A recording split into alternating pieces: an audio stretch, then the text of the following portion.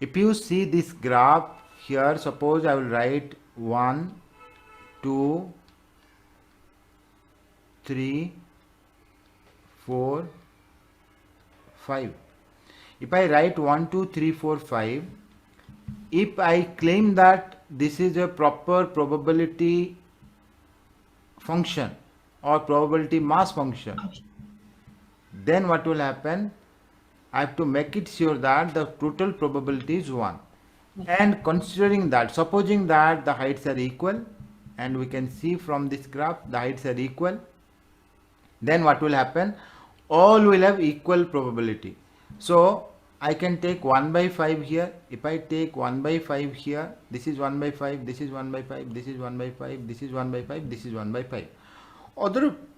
Otherwise also I can make it a little bit bigger, I can make it this much bigger, I can make it smaller, then also I can make it 1. The total probability should be 1. But here in this graph I try to make the heights equal, okay, and if there are 5, 1, 2, 3, 4, 5 or 10, 20, 30, 40, 50, whatever I write here, that's a separate thing. But the total probability, when you sum up the all probabilities, you must get 1, okay. So that is the condition. Here let me write probability x is equal to x, that is 1 upon 5 when x is either 1 or 2 or 3 or 4 or 5, 0 otherwise. 0 otherwise I need to write. If I want to write in the tabular form, that also I can do. Yes. I'll try to write in the tabular form. Now let me write x here, and the options are 1, 2, 3. I will continue. Instead of writing up to 5, I will write up to k. Up to k. This is k minus 1. And the probabilities are 1 upon k here, and then 1 upon k here, 1 upon k here, 1 upon k here, 1 upon k here. If you consider the earlier graph I saw, the probabilities were 1 upon 5. This is discrete uniform distribution. Discrete uniform distribution. These are the probabilities. Instead of taking from 1 to 5, I have taken from 1 to k. Why But sir right, by k? Ex, if I find, I have to write 1 multiplied by 1 upon k, 2 multiplied by 1 upon k, and then finally k multiplied by 1 upon k. And when I do that, then I can take common 1 to k, I can take common 1 upon k, and I will get 1 to k. And I know a formula for this one, k into k multiplied by k plus 1 divided by 2. K will get cancelled, so I will get k plus 1 by 2. This is the formula to find the mean directly. Suppose you want to find the mean here. Before studying the distribution, remember we used to find this way: 1 probability 1 upon 5, 2 probability 1 upon 5, 3 probability 1 upon 5, 4 probability 1 upon 5. So all that separately, because you don't know the mean formula, and there was no name when we started studying probability distribution. We have never given a name for this. So now that we have a name, we will not find this way. You do everything and find k plus 1 by 2 we can write directly. What is k is? K is 5 here. So k plus 1 by 2, instead of writing all this, directly we can write k plus 1 by 2. K is 5 here. So 5 plus 1 by 2, that is 6 by 2, 3.3. Okay, 3 will be our mean.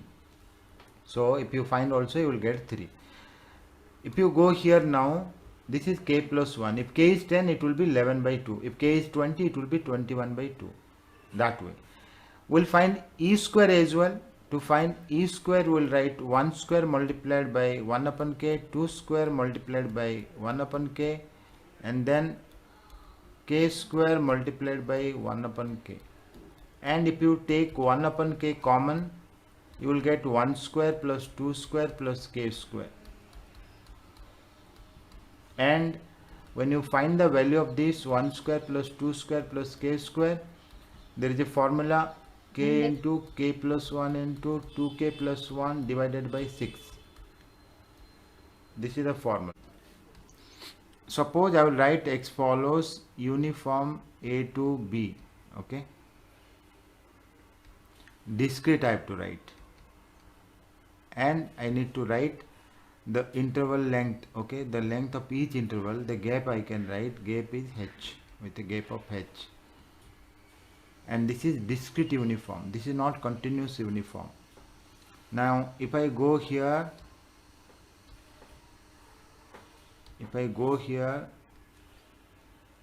even here I need to write x follows uniform distribution, x follows discrete uniform. I can write this way, discrete uniform, and the parameter here, parameter is k, only one parameter, because it assumes the values 1 to k. Okay, but here we have two parameters a and b, the first one and the second one, additional parameter in terms of h. Okay, the gap here. So if I write h here, suppose I write h divided by b minus a plus h, and I will continue writing that. Finally I will get h divided by b minus a plus h. Now these are all the probabilities. If I sum up all probabilities, it should be equal to 1. So if you sum all these probabilities, how many such probabilities are here? All are equal, and they are b minus a times. So if you start from a, if you reach at b, how many such numbers will be there from a to b? How many such numbers will be there from a to b? We'll count the numbers: a plus h, a plus 2h, like that, a plus, what is the nth term? A plus n minus 1 into d, a plus n minus 1 into h. So if I write this, I will have n terms. For n terms, the nth term is this one, and here I have written nth term b. So this should be equal to b, this should be equal to b, this is the nth term. So we'll try to solve and find n here. So if I write this, n minus 1 multiplied by h, that should be equal to b minus a. Then n minus 1 will be b minus a divided by h, and n will be b minus 1 plus b minus a divided by h. So h plus b minus a divided by h. So these many number of terms, b minus a plus h by h. So how many terms I have? B minus a plus h by h number of terms, b minus h. So how many number of terms? B minus a plus h divided by h number of terms, and each probability is 1. Sorry, each probability is this given. So if I add these many, suppose this is k, this is k, this is k, this is k, I have to add k numbers. Okay, how many such numbers are there? These many numbers. If this is 5, it will be 5k. If this is 10, then my answer will be 10k. So my answer, total probability will be, total probability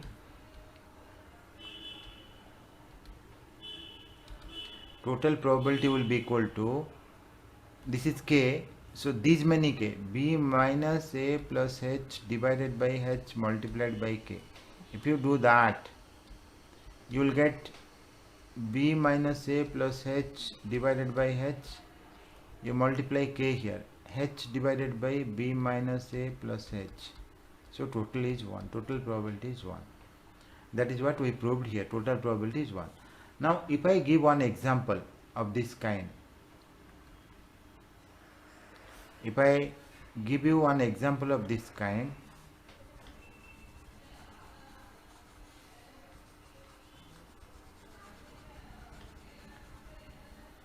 then I will write this way.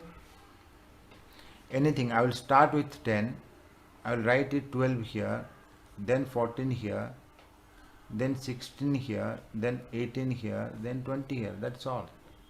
And the probabilities I have to write so that the total probability is 1. When I write the probabilities, you see here we write h divided by b minus a plus h. H is the gap here, gap is 2, so I can start writing 2 divided by the gap. I will see 20 minus 10, that is 10, 10 plus 2, that is 12, 2 divided by 12, that is 1 upon 6. Okay, let me replace it by 1 upon 6. So if I write 1 upon 6, though you never see these kinds in your material, but if you get a question, you will be able to answer this. Again, I don't think you need to remember this formula. This is given in the actual table. Whether this is an online exam or offline exam, you are allowed to see actual table, so you can use it. That's what I am saying. I am not saying you to remember all the things, but if you know, you can use the table. That's what I am saying. So these are the probabilities. Total probabilities is 1. So it's not that always it will happen this way, 10, 11, 12. Remember, in the earlier one, the gap we have not given. It should start from 1. There is no option for you to start at 10 or 20 or 30. It should end at k. K could be anything though. And there is no gap. No gap means no gap between, when we consider discrete 1, 2, 3, there is no gap. Okay. So when there is no gap between numbers, you have no choice, but here you have many choices. This is also, what I am saying is, this is also discrete uniform, but normally we don't use. But suppose tomorrow you get a question where the gap is 2, you should not reject, saying that, see, gap is 2 here, we have never seen this kind of a distribution. So because in discrete uniform distribution, the one we know, there we didn't gap anything with gap 2, or maybe I can make it 5 also.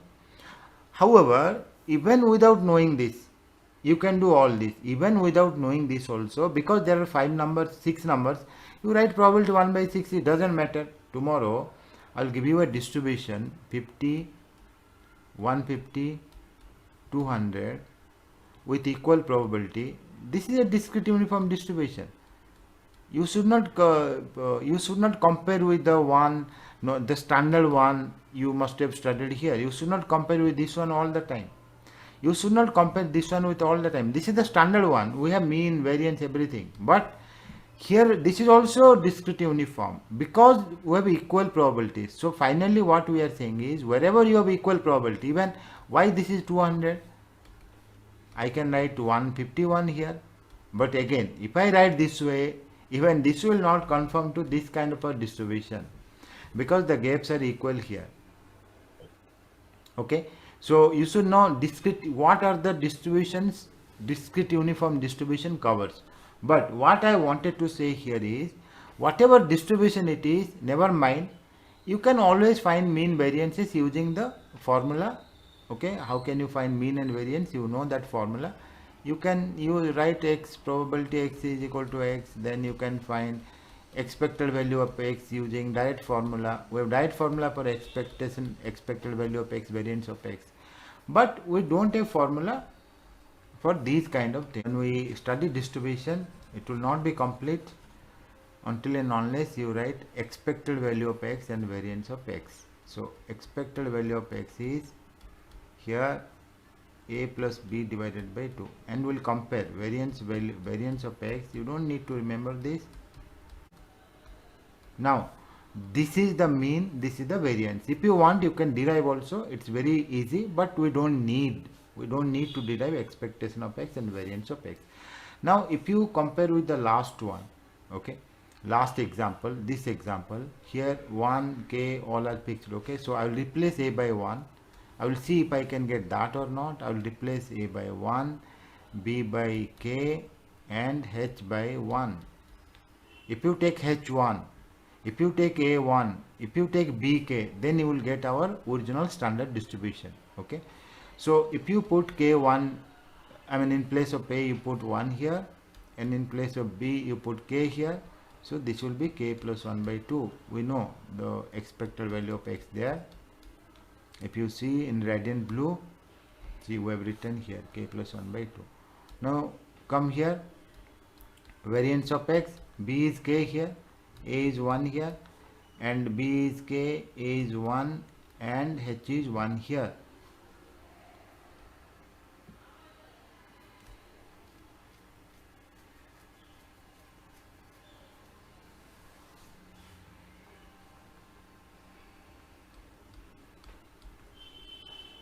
Divided by 12. So in that case 2 minus 1, it will be 1, k square minus 1 divided by 12. A plus b minus b, a square minus b square. So here k minus 1, k plus 1 divided by 12, k square minus 1 divided by 12. You see here k square minus 1 divided by 12. We are supposed to remember these two. That's all. Okay. So this is all about discrete uniform distribution.